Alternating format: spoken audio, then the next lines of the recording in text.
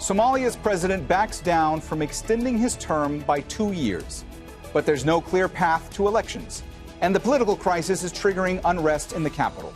So, could the turmoil spark a new conflict? This is Inside Story.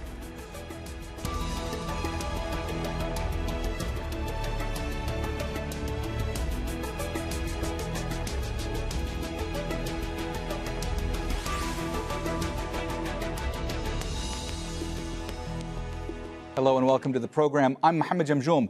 When the Somali president's term expired in February, he tried to extend it by 2 years. But after facing opposition from within and outside the country, Mohamed Abdullahi Farmajo is backing down. He's called for preparations to hold delayed elections.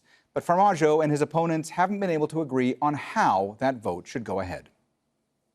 Rival factions have been fighting in the capital, Mogadishu, and Al-Shabaab is seizing the opportunity to extend its grip.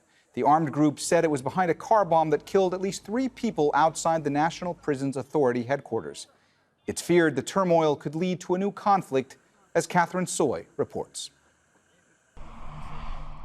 President Mohamed Abdullahi Farmajo's address to the nation was tough, but at the same time provided an offer to unlock the political statement.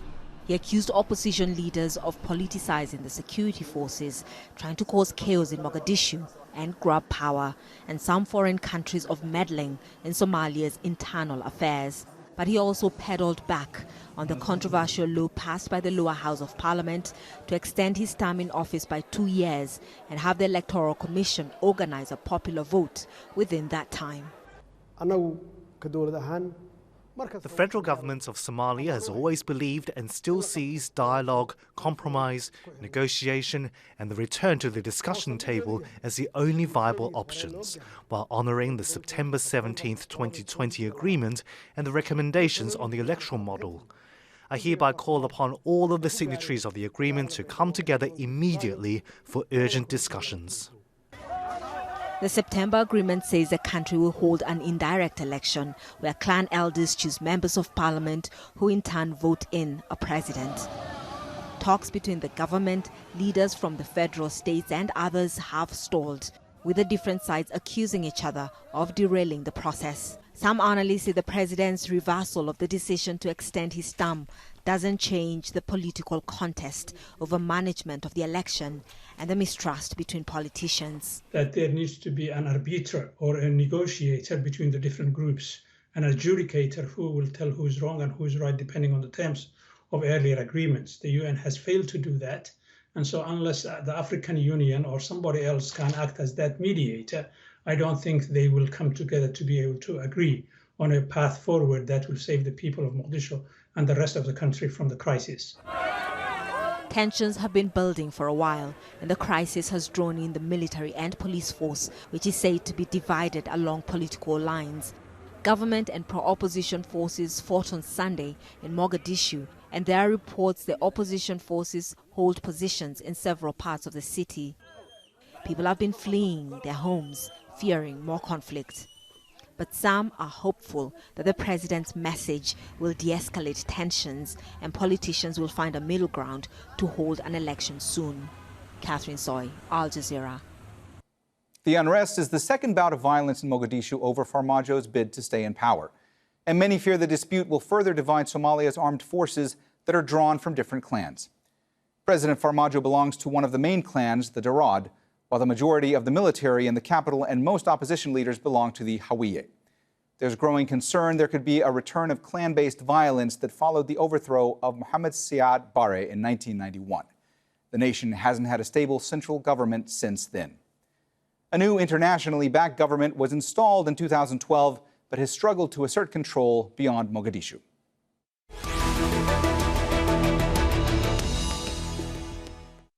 All right, let's bring in our guests in Mogadishu. Abdurrahman Ibbi, a member of parliament and former deputy prime minister.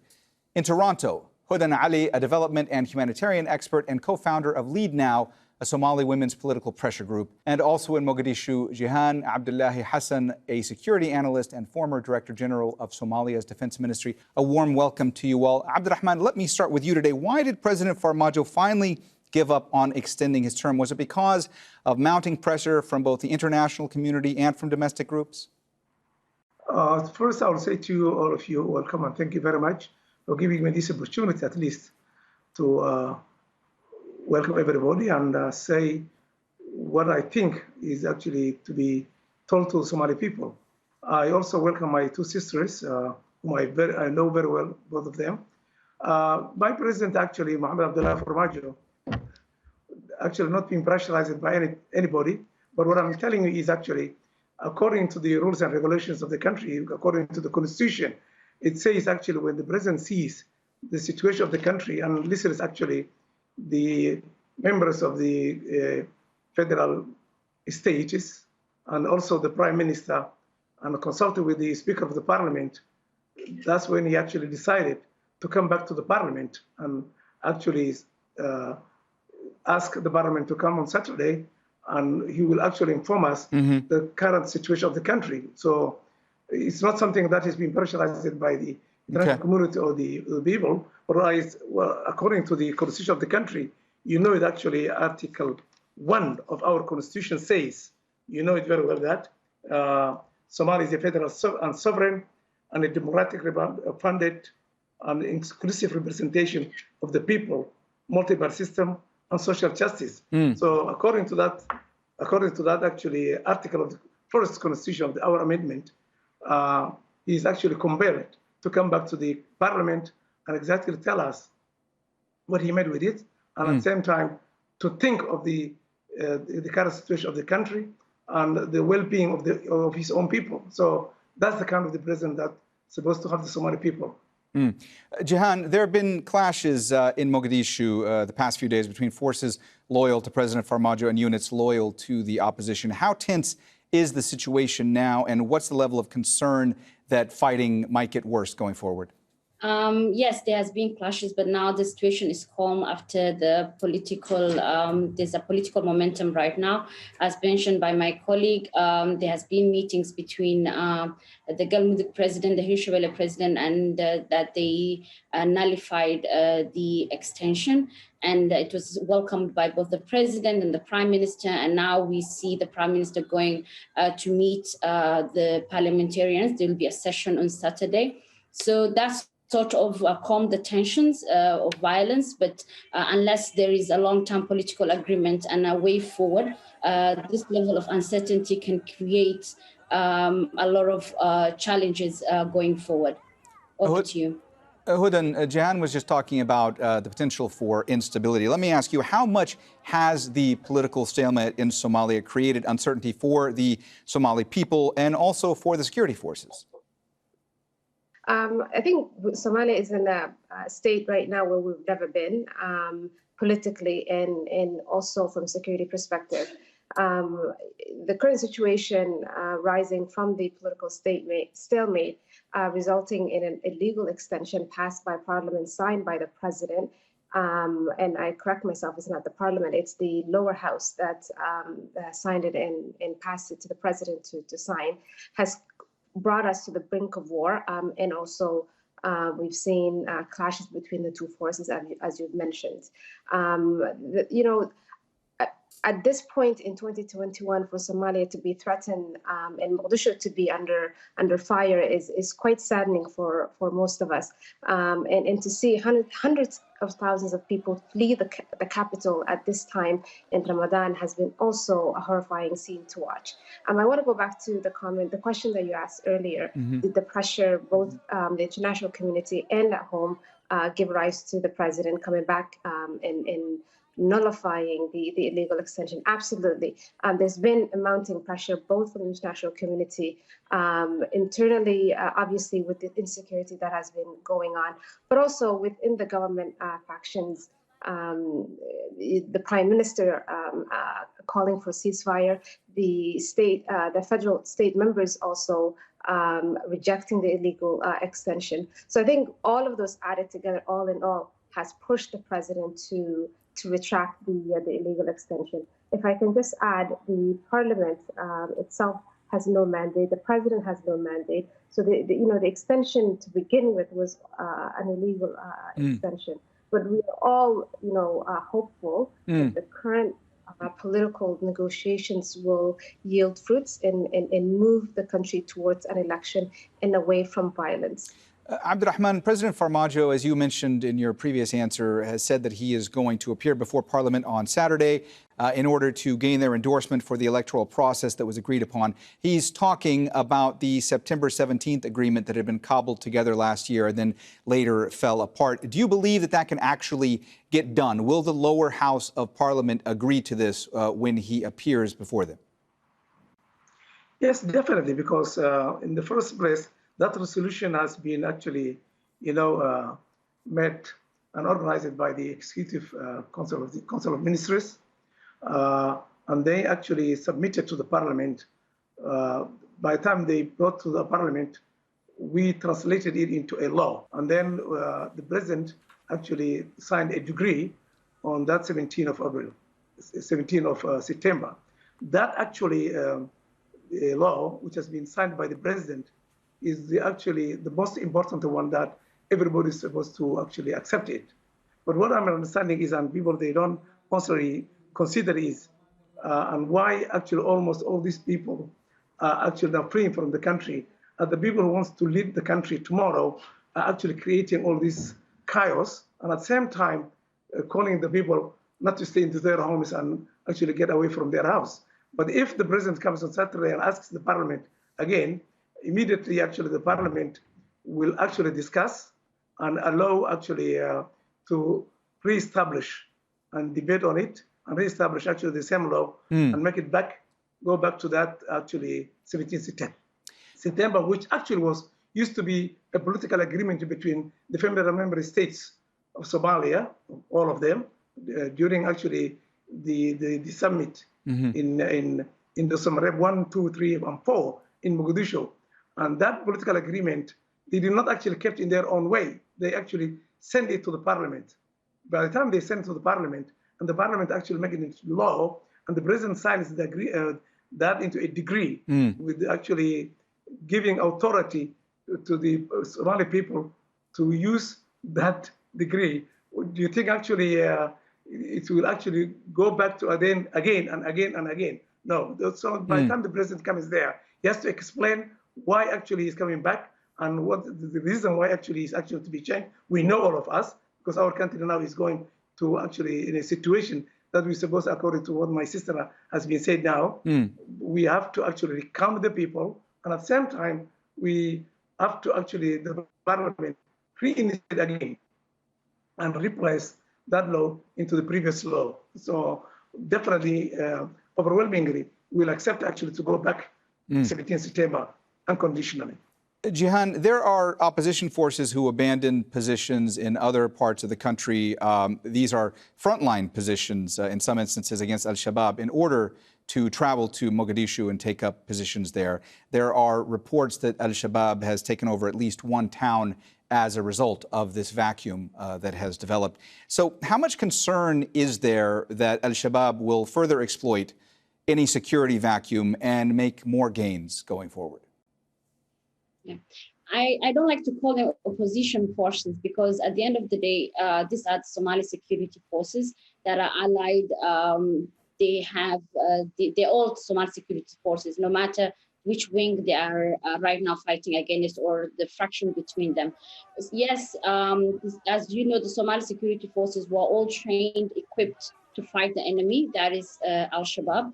And the threat that al-Shabaab poses is still there, and it's going to be there until the Somali security forces unite and combat against that threat.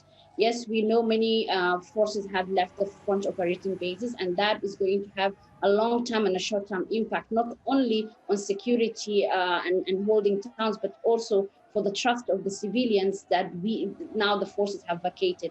Because always when you're fighting again in counterinsurgency, you need to win the hearts and minds of the civilians that you are there to protect. So vacating them in a situation like this right now and it will hinder and challenge the future operations that our security forces would have. Right now, not only is the challenge combating Shabaab, but right now we can see a broken chain of command. We can see, and as you know, any security force right now has to work on a chain of command. once that is challenged, it brings an issue. Yesterday, we have seen an excellent step whereby the Prime Minister has summoned all senior security officers, and there was a meeting after an IED attack here in Mogadishu.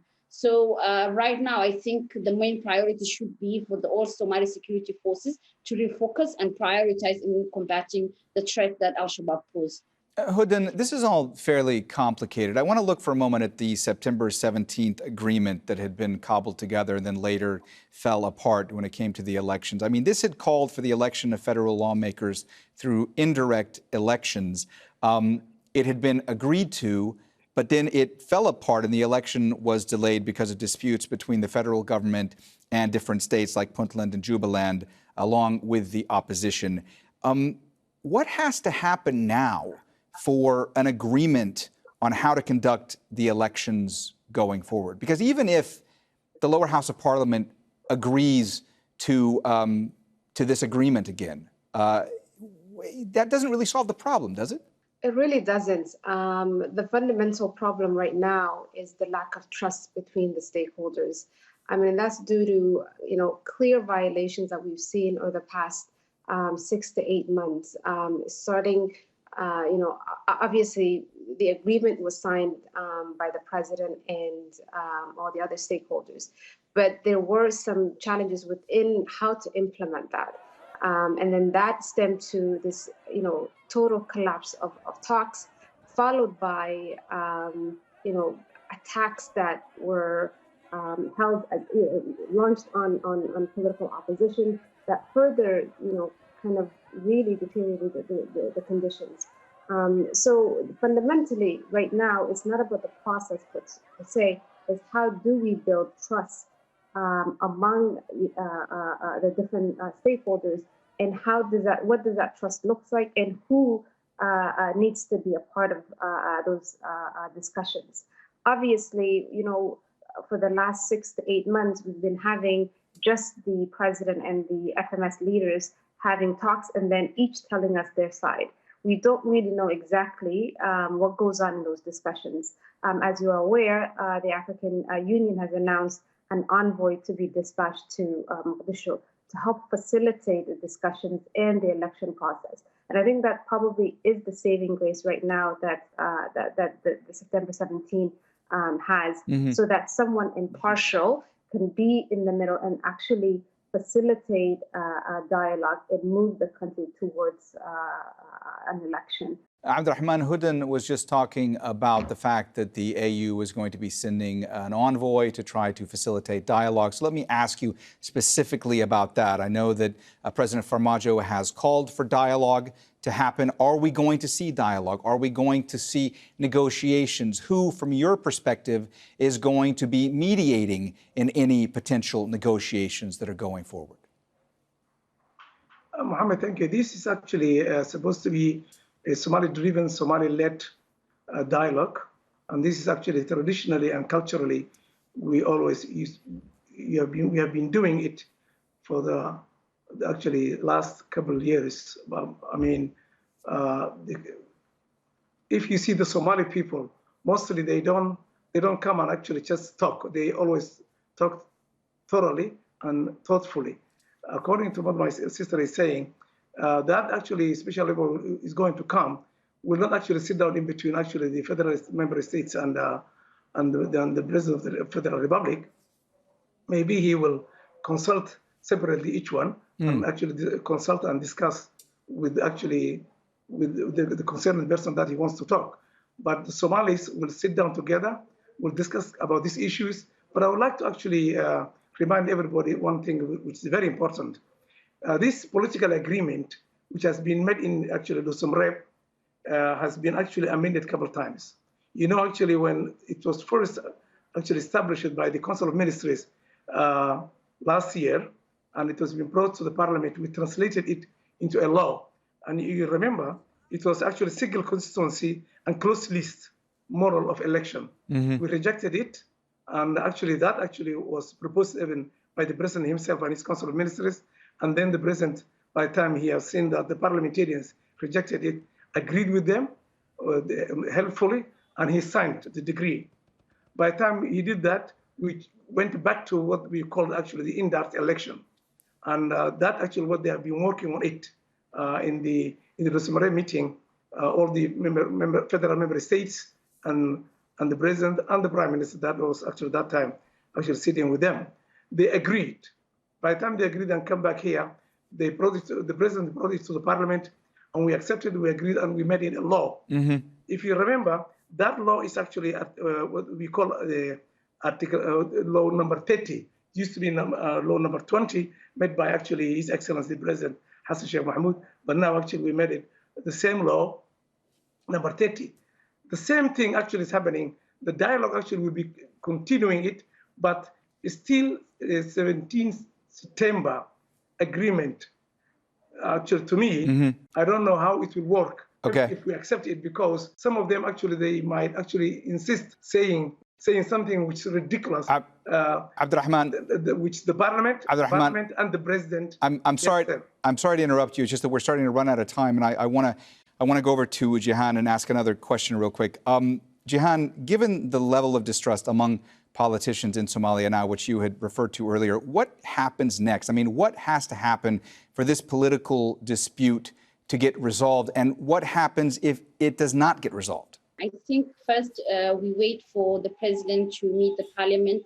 Right after that, we hope that, as Hodan said, and also Honorable Ibi indicated, there has been always talks between the Somali leadership, and there is a red line between the two sides. And I hope this time the mediation, if it's going to be a Somali-led mediation or it's going to be supported by the IC or a special envoy coming in, there has to be a third party whereby there could be a real negotiations, mediation, and a dialogue and a political agreement. If that doesn't happen in the short term possible, the level of uncertainty is very high. The hope, there's a lot of hope that's being lost. Until now, people have not come back to their houses, and you can imagine the level of, the progress made, we are derailing from it. Meaning in terms of rebuilding our security forces, the financial reforms, the economical reforms, the overall reform process of the government. Jehan, I'm sorry to interrupt you. We just have about a minute left. I do want to ask Hudan one last question. Hudan, you heard Jehan there talk about people that have been fleeing their homes, and you mentioned that earlier. We only have about a minute left. Let me ask you, how scared are civilians right now? I think there was a sigh of relief by civilians both in Mogadishu, but the global Somali diaspora. And we are very pleased that right now things are calm and tensions are low, but the potential for violence is very imminent unless we do find political agreement.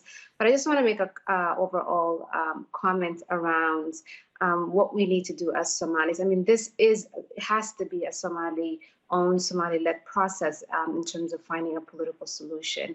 But however, we need to understand that, in this age, Somalis are no longer interested in one-man rule or one-man show. And I think that has been clear in the last, particularly 1 week.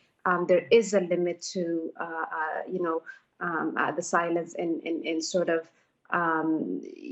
not reacting. And what you see in Mogadishu is citizens reacting against the inability to actually go to elections.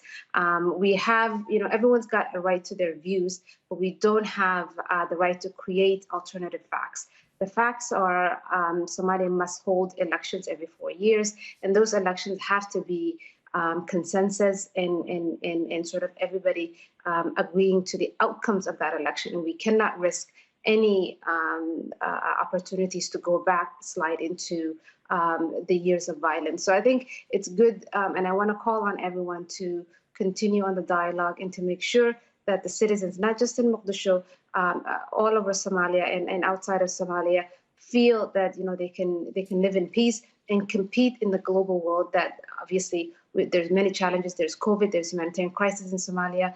About 80% of the country is facing drought. So there are serious challenges that we cannot afford to have this political conundrum continue. All right, we've run out of time, so we're going to have to leave the conversation there. Thank you so much to all of our guests, Abdurrahman Ibbi, Hudan Ali, and Jehan Abdullahi Hassan. And thank you too for watching. You can see this and all of our previous programs again anytime by visiting our website, aljazeera.com. And further discussion, go to our Facebook page. That's facebook.com/AJ Inside Story. You can also join the conversation on Twitter. Our handle is @AJ Inside Story. From me, Mohammed Jamjoom, and the whole team here, bye for now.